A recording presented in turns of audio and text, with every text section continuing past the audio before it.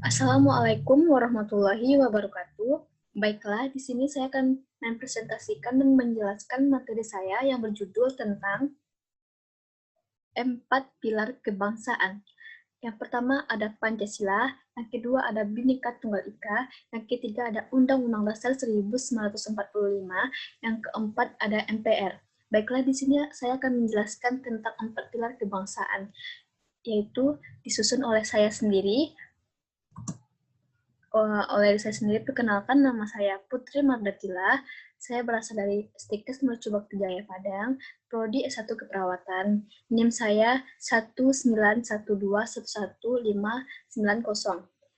Dari Prodi S1 Keperawatan, dan dosen pengampu saya yaitu Hidayatul Fajri SAP MPA.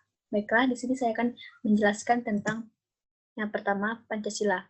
Pancasila yaitu yang pertama, kesatuan bangsa Indonesia. Yang pertama, ketuhanan yang Maha Esa. Yang kedua, kemanusiaan yang adil dan beradab.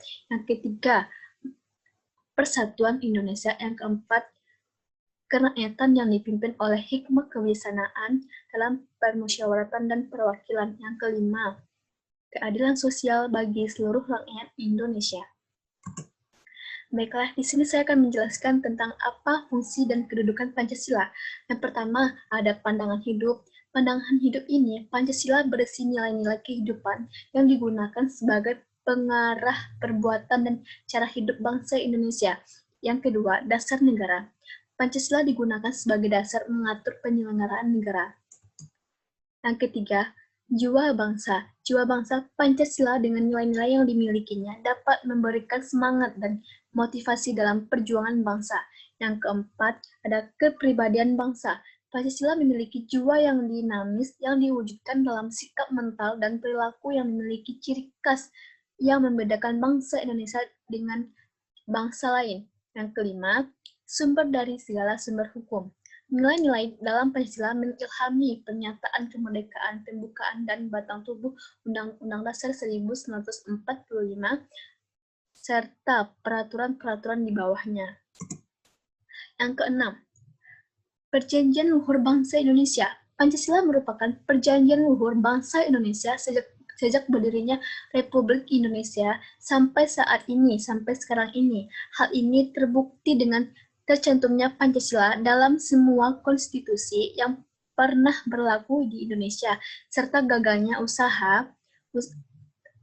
usaha-usaha untuk menghapuskan ideologi Pancasila. Yang ketujuh, cita-cita dan tujuan bangsa. Nilai-nilai Pancasila adalah nilai-nilai yang ideal yang selalu diupayakan harus untuk mencapai yang terbaik. Yang kedelapan, filsafat yang mempersatukan bangsa, karena Pancasila mengandung nilai-nilai dalam norma yang diyakini kebenarannya, maka Pancasila merupakan filsafat yang paling sesuai untuk bangsa Indonesia sehingga dapat mempersatukan bangsa. Yang kesembilan, Pancasila sebagai moral pembangunan. Arah pembangunan dituntun oleh Pancasila dan evaluasi terhadap pelaksanaan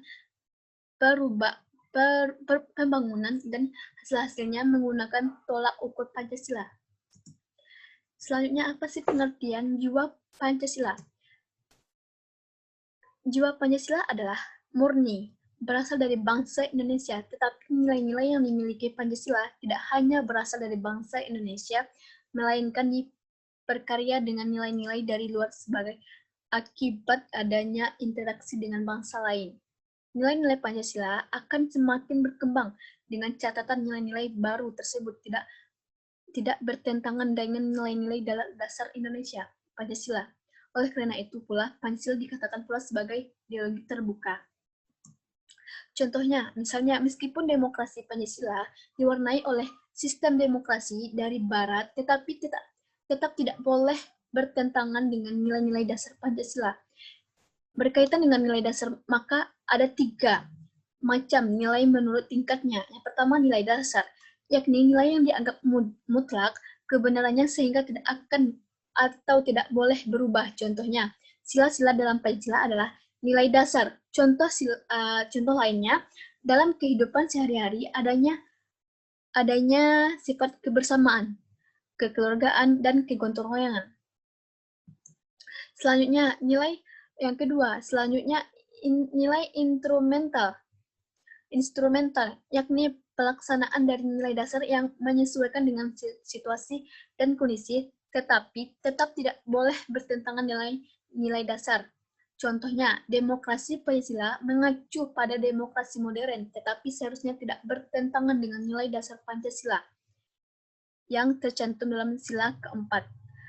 Yang ketiga, nilai praksis, yakni pelaksanaan dari nilai dasar dalam praktek yang sebenarnya. Seharusnya prakteknya sesuai dengan nilai dasar, tetapi seringkali tidak sesuai, bahkan bertentangan dengan nilai dasar, contohnya praktek korupsi.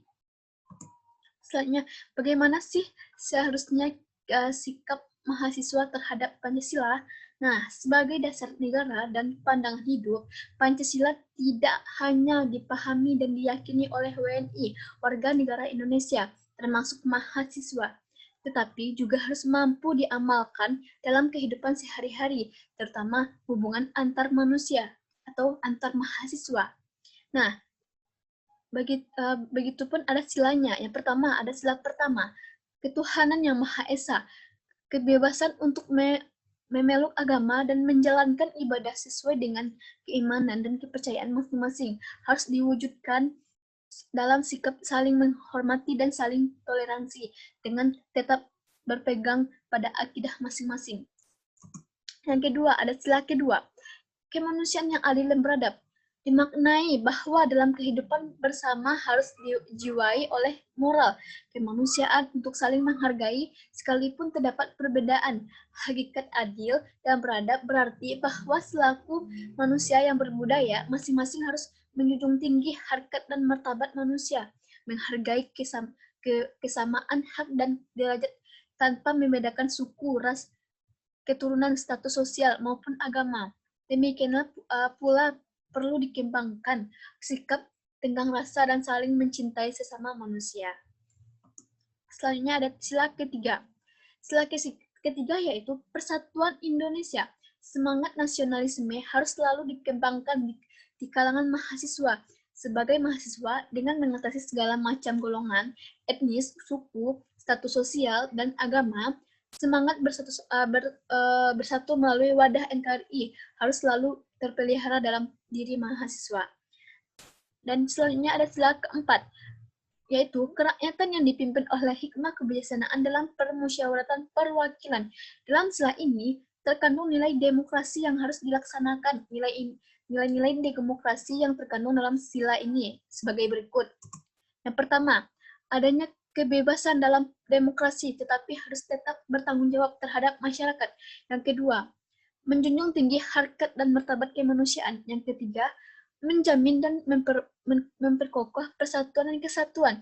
Yang keempat, mengaku adanya perbedaan. Yang kelima, mengakui adanya persamaan hak. Yang keenam, mengarahkan perbedaan dalam suatu kerjasama. Yang ketujuh, menjunjung tinggi atas musyawarah. Yang kedelapan, mewujudkan keadilan untuk tercapainya tujuan bersama. Yang kelima, selanjutnya sila kelima, keadilan sosial bagi seluruh rakyat Indonesia. Yang dimaksud nilai-nilai keadilan digunakan sebagai dasar dalam pergaulan antar mahasiswa dalam upaya menciptakan ketertiban. Hal ini menyangkut 1. Tugas organisasi kemahasiswaan memberikan pelayanan kepada mahasiswa yang disebut keadilan distributif. Yang kedua, kewajiban mahasiswa kepada organisasinya yang disebut keadilan legal. Yang ketiga, keadilan timbal balik antar mahasiswa yang disebut keadilan komutatif. Selanjutnya, pengertian dari Bhinneka Tunggal Ika. Sasanti atau semboyan, bangsa Indonesia Bhinneka Tunggal Ika, beraneka ragam, tapi satu. Yang dimaksud didasari atas kenyataan bahwa bangsa Indonesia memiliki heterogenitas yang tinggi. Hal ini ditandai antara lain karena yang pertama, Kepulauan Nusantara terdiri lebih dari 17.000 pulau besar maupun kecil yang memiliki potensi alam yang berbeda satu dengan yang lain. Yang kedua, Indonesia memiliki wilayah yang luas yang terpisah oleh laut yang menguasai 60% dari seluruh wilayah. Yang ketiga, Indonesia terdiri dari banyak suku bangsa yang memiliki budaya yang berbeda, agama, ras, bahasa, daerah yang berbeda pula. Nah, atas dasar keanekaragaman itulah maka bangsa Indonesia sejak awal terdirinya melalui para pendiri negara yang disebut The Founding Father menetapkan Indonesia sebagai negara kesatuan. Selanjutnya, bangsa Indonesia.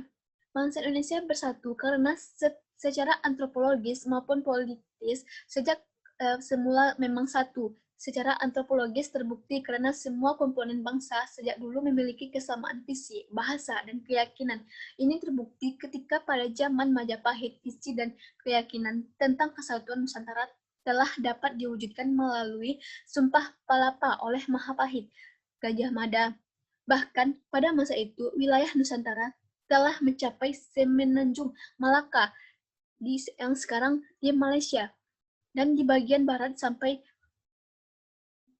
Irian Barat sekarang di Papua di sebelah timur. Sedangkan tentang bahasa, jauh sebelum merdeka, bangsa Indonesia telah merancangkan bahasa Indonesia sebagai bahasa persatuan pada tahun 1928. Secara politis, bangsa Indonesia bisa bersatu karena adanya kesamaan nasib dan tujuan. Sejak akhir abad ke-16, bangsa Indonesia mengalami penjajahan oleh bangsa Barat. Selama penjajahan, berbagai perlawanan fisik telah dilakukan, tetapi semuanya gagal karena tidak adanya persatuan dan kesatuan. Selanjutnya, setelah baru dilakukan upaya persatuan melalui kebangkitan nasional pada tahun 1908 dan Sumpah Pemuda pada tahun 1928, bangsa Indonesia bisa mewujudkan keinginannya untuk merdeka pada tahun 1945.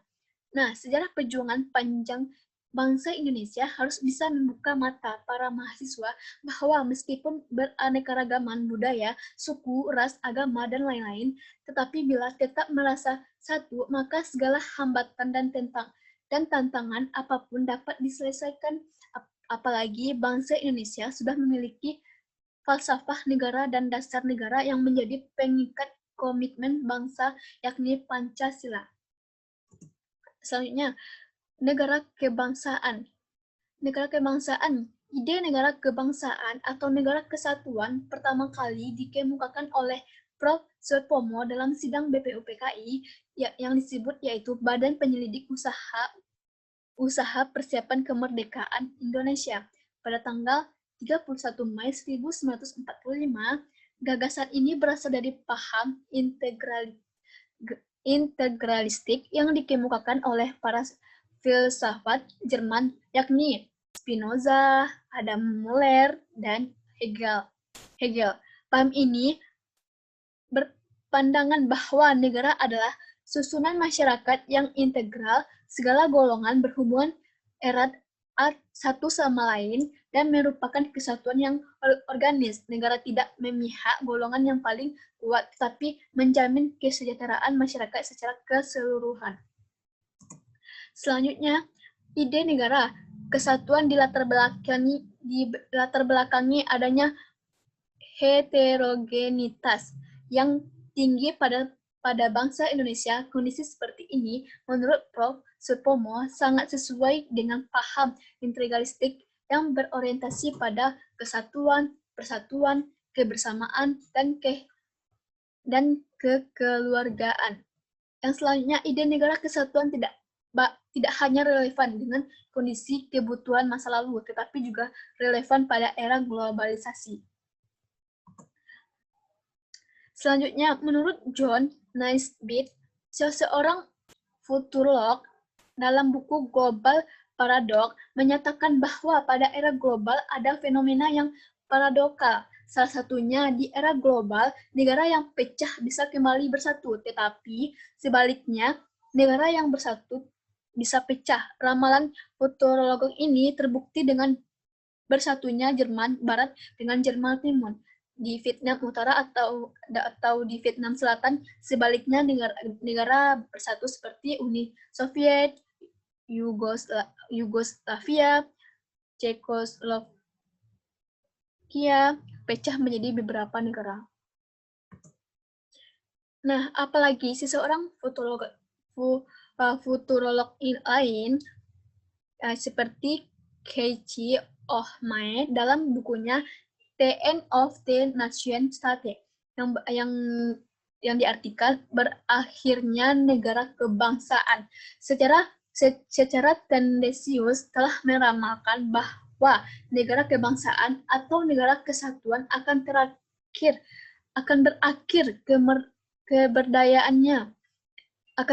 keberadaannya dalam era global.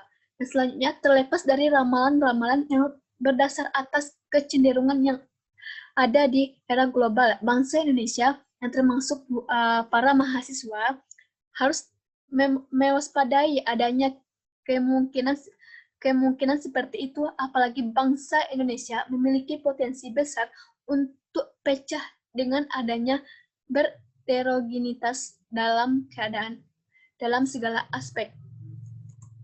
Selanjutnya, untuk menjaga kelangsungan hidup bangsa Indonesia, maka disemboyangi NKRI adalah harga mati, harus tetap dikumandangkan di seluruh lapisan masyarakat, khususnya mahasiswa yang merupakan calon-calon pemimpin di masa depan.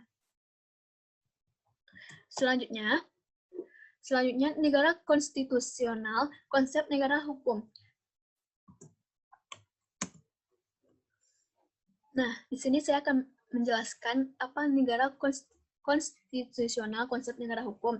Pada prinsipnya, setiap sistem pemerintahan yang berdasarkan konstitusi sama dengan pemerintahan yang berdasarkan hukum. Bagaimana sih apa saja sih konsep negara hukum? Nah, konsep negara hukum terbagi menjadi 3. Yang pertama, negara berdasarkan rule of law. Yang pertama, supremacy of law. Yang kedua equality before law. Yang ketiga, human right. Apa arti penting konstitusi bagi suatu negara? Yang pertama, konstitusi sebagai faktor integrasi, yaitu mempersatukan bangsa dengan pemilu, mengenalkan bahasa, lagu kebangsaan, lambang negara. Selanjutnya, konstitusi sebagai faktor penjamin warga negara Indonesia adalah menjamin hak-hak dan kewajiban warga negaranya.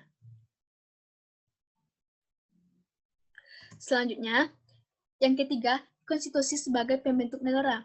Yang dimaksud menyebabkan negara bisa berbentuk republik federal monarki dari sebagai berikut. Selanjutnya, konstitusi sebagai hukum dasar.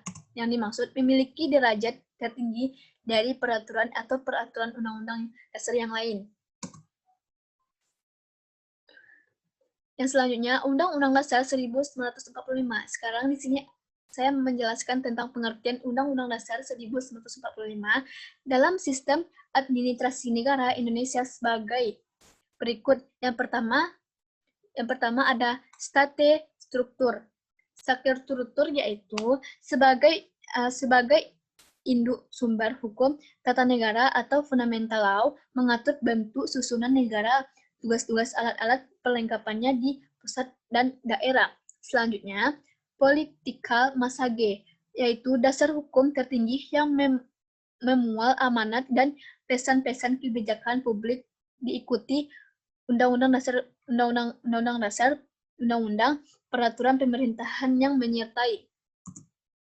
Selanjutnya, sumber hukum Republik Indonesia menurut Tab MPR nomor 3 MPR tahun 2000 tentang tata urutan peraturan perundang-undangan Republik Indonesia. Yang pertama ada Perda, yang kedua ada Kepres, yang ketiga ada PP yang disebut peraturan pemerintah.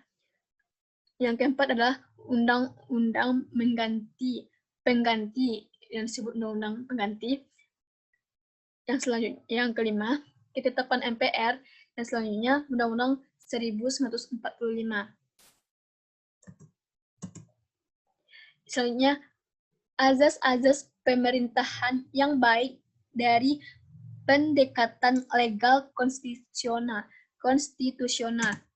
Yang pertama, ada azas kepastian hukum. Yang kedua, ada azas keseimbangan. Yang ketiga, ada azas kesamaan. Yang keempat, azas kecermatan.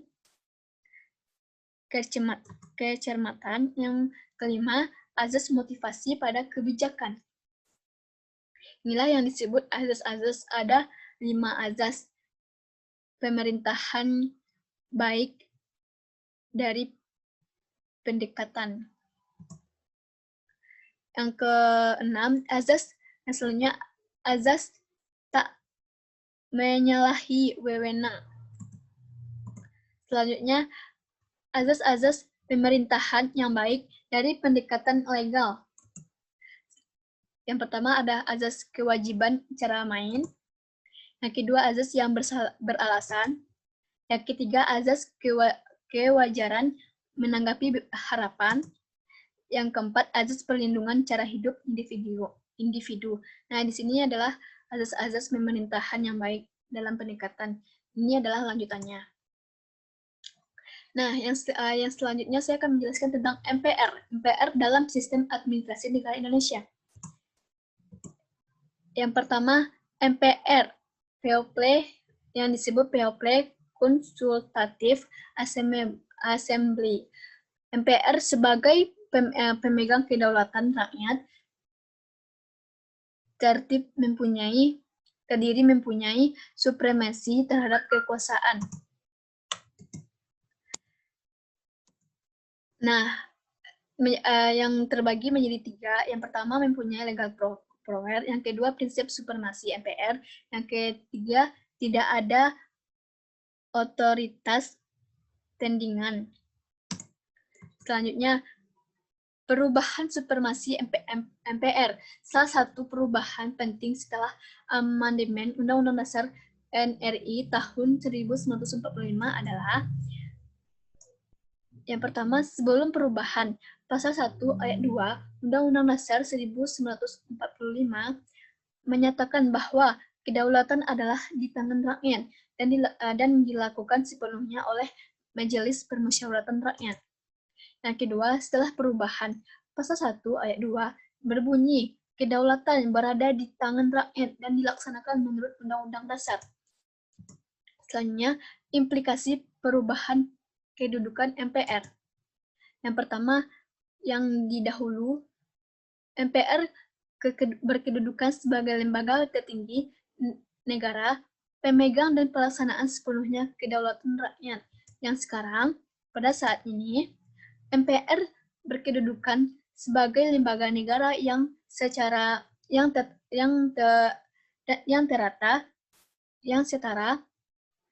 dengan lembaga negara lainnya, yaitu lembaga kepresidenan, Dewan Perwakilan Rakyat, Dewan Perwakilan Daerah, Badan Pemeriksaan Keuangan, Mahkamah Agung, dan Mahkamah Konstitusi.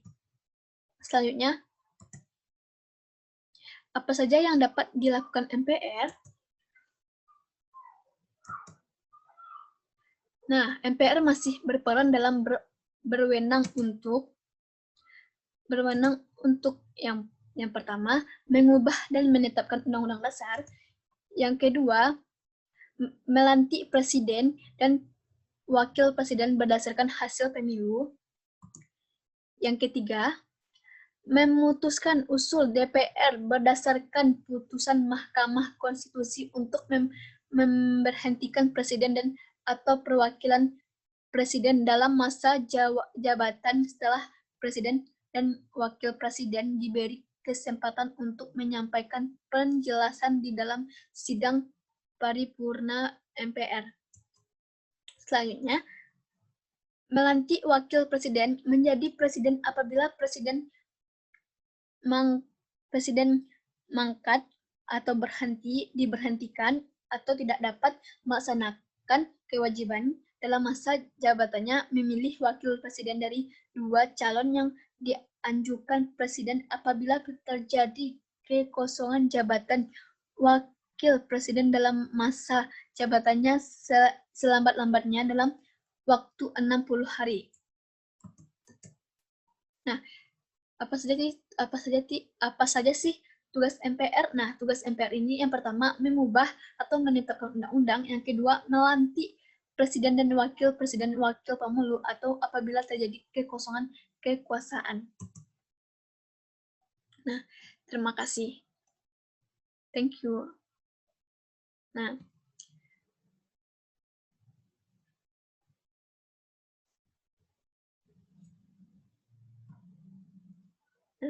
baiklah, di sini saya sudah menjelaskan materi saya, tugas saya tentang 4 kebangsaan Indonesia. Nah, jika ada kesalahan, mohon maaf, dimaafkan. Wabillahi taufiq wa hidayah. Wassalamualaikum warahmatullahi wabarakatuh.